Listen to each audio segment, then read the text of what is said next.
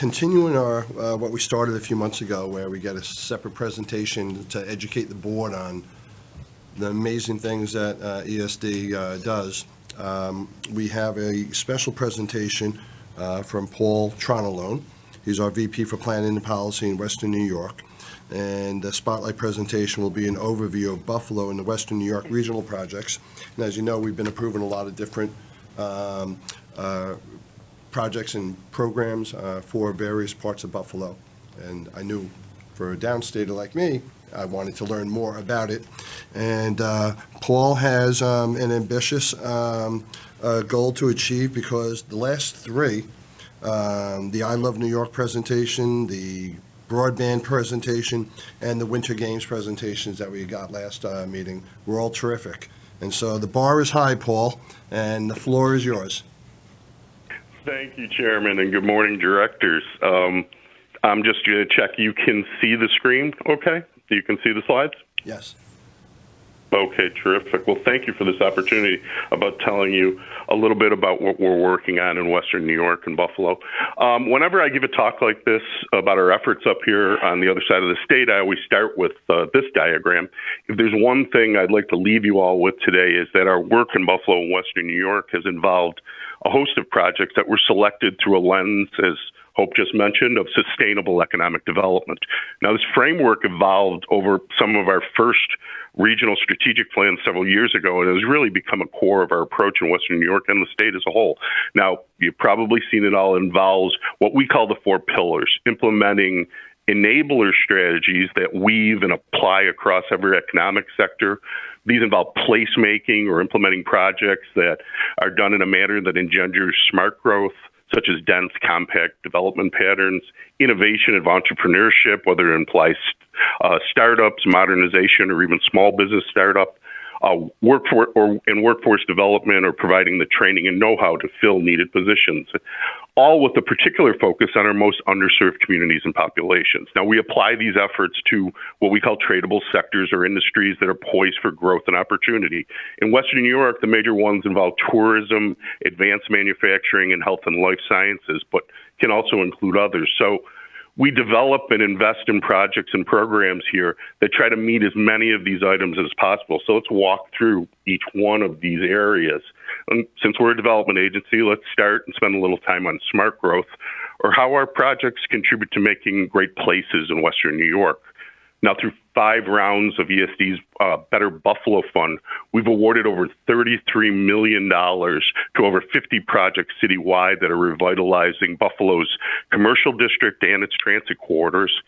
And we've touched every section of Buffalo, whether it involves historic rehab projects to repurpose former industrial buildings for new uses, to combination restoration and infill projects like the musical suites projects that the board just approved over a month ago, to major infill projects for mixed use in East Buffalo, just up the street from the Top supermarket site. Similarly, the revitalization of the Northland corridor in East Buffalo, which includes about a 35-acre campus and 7 largely former factory buildings.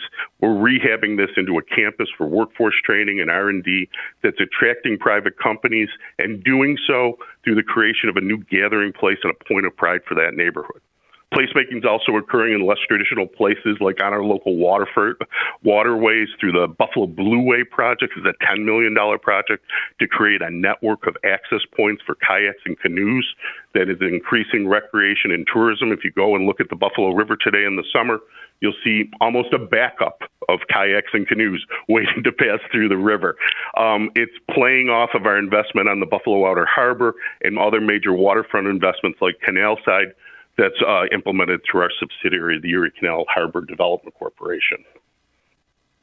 Growing from the Northland campus, revitalizing East Buffalo is a key focus. Obviously, I've brought several projects to you in East Buffalo thus far over the last several months. Through a unique public and philanthropic partnership, ESD established the East Side Corridors Economic Development Fund, which delivers capital and organizational support for transformational projects in 9 target areas along 4 East Side corridors. Now, East Side really is a huge project area that involves almost a third of the city of Buffalo. So we're focusing on these target areas to see a concentration and clustering of some of these projects. ESD and local foundation funds support small business improvement programs, a first of its kind historic building stabilization grant program, as well as key investments in long-term planning and near-term stabilization at iconic East Side anchors such as the Michigan Street Baptist Church, a key Underground Railroad site, and Buffalo's Central Terminal, its former New York Central Terminal building. So what makes our approach in East Buffalo different? Well, it could best be described as enhanced placemaking. It's not just a series of individual projects, but rather a concerted effort to marry what ESD does best, building and funding key infrastructure and private real estate projects, with longer-term capacity building efforts for neighborhood not-for-profit groups and neighborhood residents to help keep the momentum going. These include funding and training to help staff projects and programs, and it's led by a consortium of local philanthropic organizations known as East Side Avenues and overseen by the University of Buffalo Regional Institute. And we're taking a hard look at the methods to address issues that have prevented businesses and residents in East Buffalo from accessing ESD assistance up to this point, such as minimum project size, the amount of required matching funds, or things like access to training and pre-development assistance for real estate projects in that neighborhood. This past June, the governor announced an effort to double down on our approach in East Buffalo through a combined $300 million partnership between ESD, philanthropy, and local government in 3 cities: Buffalo, Niagara Falls, and Rochester. In Buffalo, it's focusing on East Buffalo, and it's going to include an additional $180 million of combined investment and involve major projects and anchors for which master plans were completed over the last couple of years, like roughly $60 million at the Central Terminal, $40 million at the city's Broadway market, and $30 million to the Michigan Street African American Heritage Corridor. In Niagara Falls, this will involve a $40 million effort to take on things like new heritage features downtown and investing in anchors like the Niagara Arts and Cultural Center, coupled with small business programs. And an additional $80 million in combined investment is going to occur in Rochester through our Finger Lakes office, but I'm sure I'll leave that for the subject of a spotlight by Laura or Vinny as those efforts become completed. We're leveraging and coordinating these smart growth and placemaking efforts with other concurrent state programs like the Downtown Revitalization Initiative, whether that involved investments in Jamestown like the National Comedy Center and its legacy as the birthplace of Lucille Ball, or in Olean, where he recently approved funding to support the restoration of the Manufacturer Hanover's building as part of their DRI effort.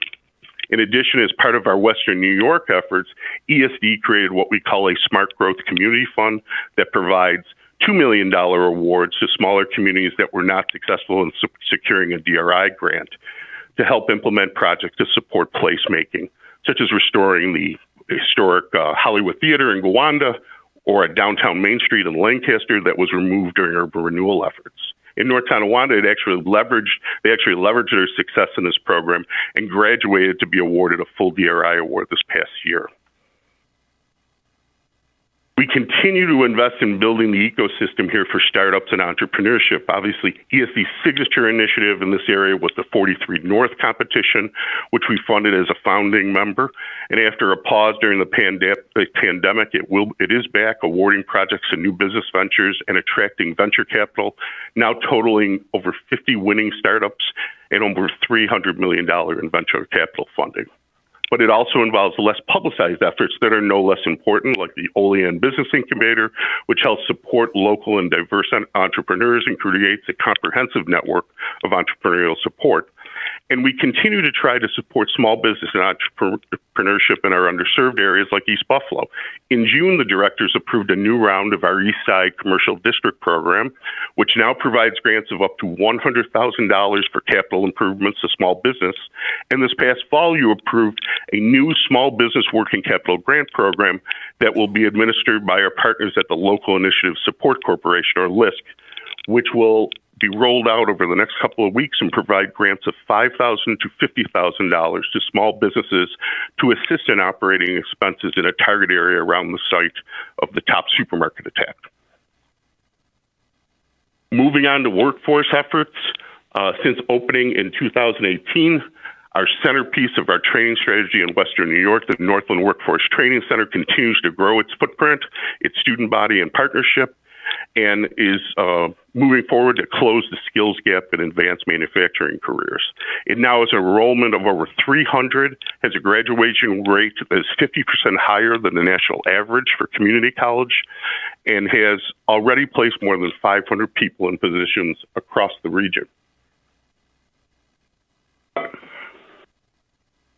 Located in close proximity to Northland and actually is a natural pipeline for the Workforce Training Center, we've invested in the Burgard High School Advanced Manufacturing Program, and it's being led by Alfred State College and is also investing in the future of manufacturing starting at the high school level. Beyond manufacturing, our Workforce Development Challenge has funded 12 projects in Western New York to ensure the region's workforce pipeline in fields like healthcare, technology, and renewable energy while targeting underserved populations. One of these awardees, a pilot program for Goodwill's Good Skills Career Program, was recently approved by the board for a $1.5 million in additional ESD funds to fully fit out and expand its program. And it was also the recipient in ESD's Build Back Better Regional Challenge Grant from the U.S. Economic Development Administration.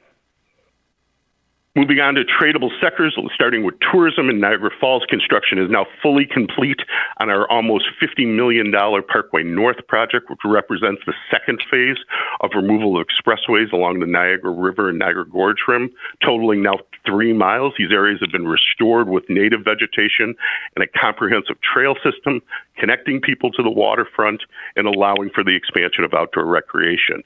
It's also helped fuel a number of new mixed-use hotel projects downtown. Now, building upon this momentum, ESD's subsidiary in Niagara Falls has led a program of strategic acquisitions and redevelopment of key underutilized properties to further unlock their potential for economic growth. The governor was in Niagara Falls just before the holidays to announce some of these efforts to be funded with that regional revitalization partnership effort that I just mentioned, involving the number of heritage gateway projects downtown, as well as reaching further beyond downtown in the Niagara Falls neighborhoods to grow community assets that will surely add to the number of things to do by our visitors, like a concerted effort to revitalize the Niagara Falls City Market area. Our tourism efforts are not just in Niagara Falls, they're throughout the region, from the opening of the Chautauqua Hotel to the completion of restoration efforts at 2 of our Frank Lloyd Wright masterpieces, the Darwin D. Martin House in Buffalo and Gray Cliff on the waterfront in Derby, south of the city. And as I mentioned, the emerging efforts at the Michigan Street African American Heritage Corridor, all of which are growing as significant tourist drivers to the region. Moving on to advanced manufacturing, our signature project to foster these capabilities is Buffalo Manufacturing Works, the sister tenants in the Northland Workforce Training Center. The directors last month approved $5 million in additional funding for the second phase of what's called their SHIFT program, which provides assistance to small and medium-sized manufacturers to evaluate and implement new technologies. Buffalo Manufacturing Works was also a recipient of Build Back Better funding under our application. And in addition, ESD's priority projects and Excelsior tax credit deals are helping to expand the region's important manufacturers, whether they range from Rosina Foods, which is making Buffalo famous for and known for meatball production, to Buffalo Wire Works, which doesn't just make wires anymore, but a host of manufacturing products, and new startups like Top Seeds, which has a great seeded cracker project. You can see it at Whole Foods in New York, or even major international companies like Linde, which is transitioning its Niagara Falls plant to a clean hydrogen manufacturing facility. In health and life sciences, we're growing our unique assets through funding our emerging Buffalo Niagara Medical Campus on the edge of downtown Buffalo. These include the Jacobs School of Medicine and Simulation and Innovation Center, which provides focused learning space for increased collaboration among students, faculty, and industry. Building upon ESD's early investments in the Center of Excellence in Bioinformatics and Life Sciences. And at Roswell Park Cancer Institute, we're assisting with a new world-class cell production facility that's contributing to new products and techniques in the treatment of cancer. In closing, I just want to give you a quick look at how the private sector has begun to respond to our efforts over the last several years. This map shows in the white shading areas of private investment in the vicinity of ESD projects that we've initiated thus far. So far, over the last 8 years, we're seeing that 97% of private investment in Buffalo and Niagara Falls has occurred within a mile of an ESD project or investment, suggesting that the private sector is starting to step up and capitalize on their efforts. So obviously a lot of things going on, more in the pipeline. I'll be coming back to you for some approvals, but it gives you a good overview of the direction of our economic development efforts in Western New York. With that, I'd be happy to open up to any questions. Well, great. Thank you so much, Paul. That was terrific. It really is amazing how much is going on up in Western New York and primarily Buffalo, and the important role that ESD is playing in there. Again, for those like me who are a little Western New York challenged, you did not mention the Buffalo Bills Stadium, and in that map you showed at the very end, where is the stadium in relation to that, and is that sort of in the middle of it all, and is that going to continue to lead to capitalize on all of our investments on the east and west sides? Well, the Buffalo Stadium is actually south of the city, just outside of the city. But as part of some of those investments, we are seeing some community investments as part of ESD's effort to build the new stadium. We're seeing a community investment strategy to go along with it. Great. And I had one other question. I'll open it up to the other board members. Does SUNY Buffalo play a role in your efforts? And I know the various SUNY campuses are, terrific partners with ESD. I was just wondering what role they play in some of your efforts up there. Well, in one particular department, the University at Buffalo Regional Institute, it's really tough to know where ESD staff ends and UB staff begins. They're a critical partner in everything we do. They're almost like my planning department, my planning staff that help me crunch the numbers and help me decide with our staff here on what we're going to invest in and new efforts that we're taking on. Obviously, UB as an innovation driver is a partner on several of our projects as well, including that bioinformatics hubs on the Buffalo Niagara Medical Campus. Great. Thank you for that, Paul. Other board members have questions? Hill? No, I don't have any questions. No? Just comment. I normally, believe it or not, to get out of Rochester, I go to Buffalo. And the change that is going on there, it's really, really important, not only for the city of Buffalo, but actually for the whole upstate. So, That's great. great job. All right. Hearing no Thanks others, very Paul, you hit the bar. Yeah, no, that was Yeah. excellent job, Paul. I appreciate it. Thank you very much.